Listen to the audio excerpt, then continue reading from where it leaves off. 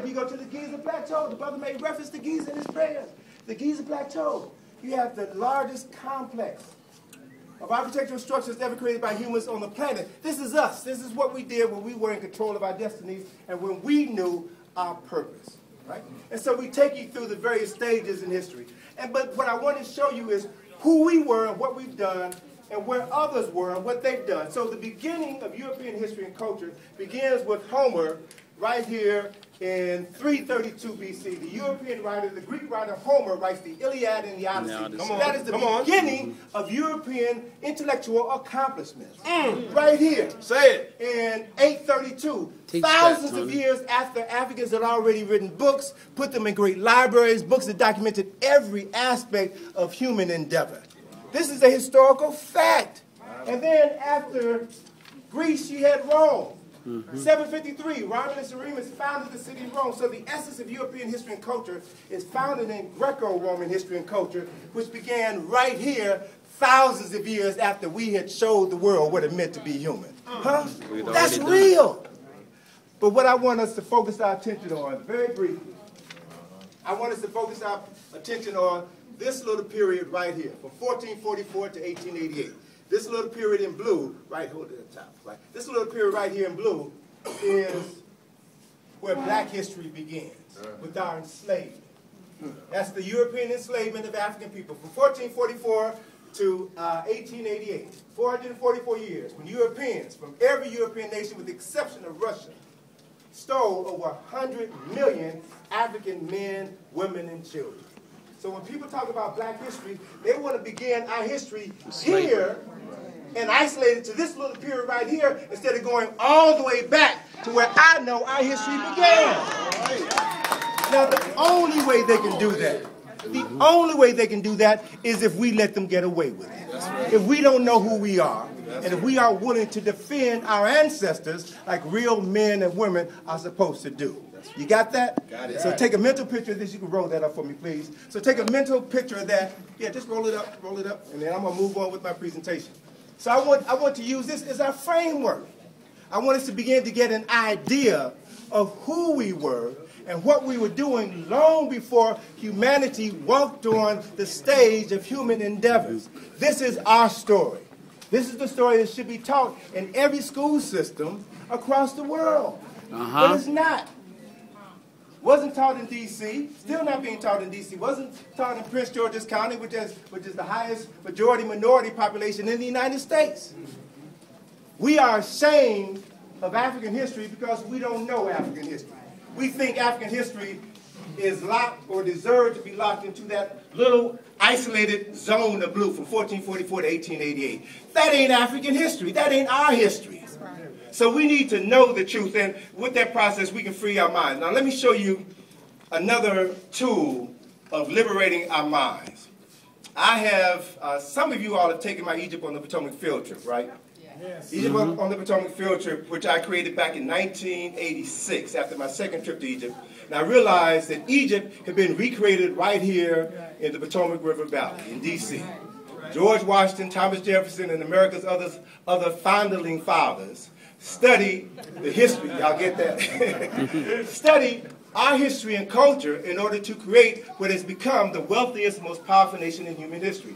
So as Dr. Lynn Jeffries like to say, I know my training, my former training is in graphic design and advertising. So I'm an artist by heart, right?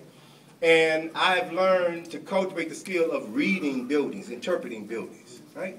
And so James Small called me up one day and said, Tony, there's a building in New York I want you to see. It's got something there that I know is important to us. I can't figure it out, but I know you can. So a couple of years ago, I went down to New York City to Lower Manhattan, to this building, which is the U.S. Customs House.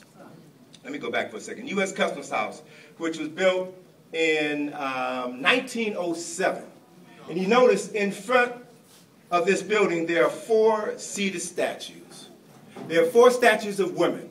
And the women are associated with the 4 continents: Africa, Europe, America, and Asia. See, all of the continents are named after women because women give birth to people. They give birth to nations. So every continent is named after female because it's an acknowledgement of that feminine life-giving force. Well, the three statues that are important to my discussion this evening are these three statues here: Africa, Europe, and America. So let me show you an enlargement of those three statues. And I want you to take note of the positions of these three women. Now all four of these statues were carved by Daniel Chester French, who is the sculptor who created the statue of Abraham Lincoln in the Lincoln Memorial.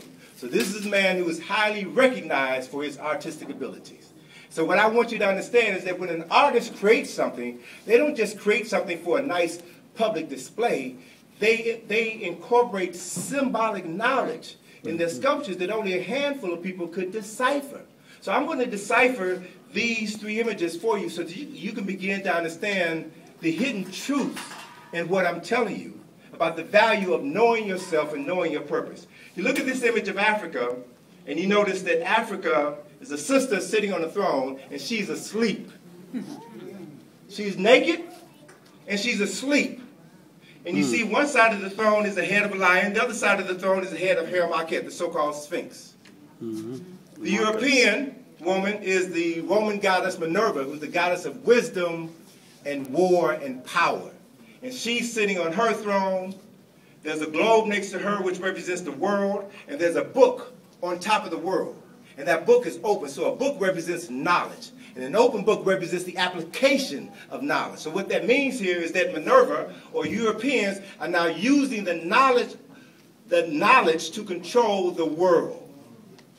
And then next to that is America, the feminine representation of America, which is an extension of Europe, right? We speak, what language do we speak? English, right? Because the founders of this country came from England. And all free people, wherever they travel in the world, bring their language, their history, their culture, and their theology with them everywhere they go. Only stolen people, enslaved people, speak the languages, study the history, the culture, and the theology of their enslavers. That's how the world is run.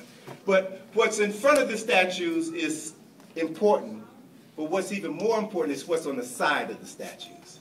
So if we look at the side of each statue, then what we will see here on the left-hand side of the statue of Africa, we see here the profile, the face of the Harem-Akhet, the Sphinx, but you notice this figure crouching behind the Sphinx.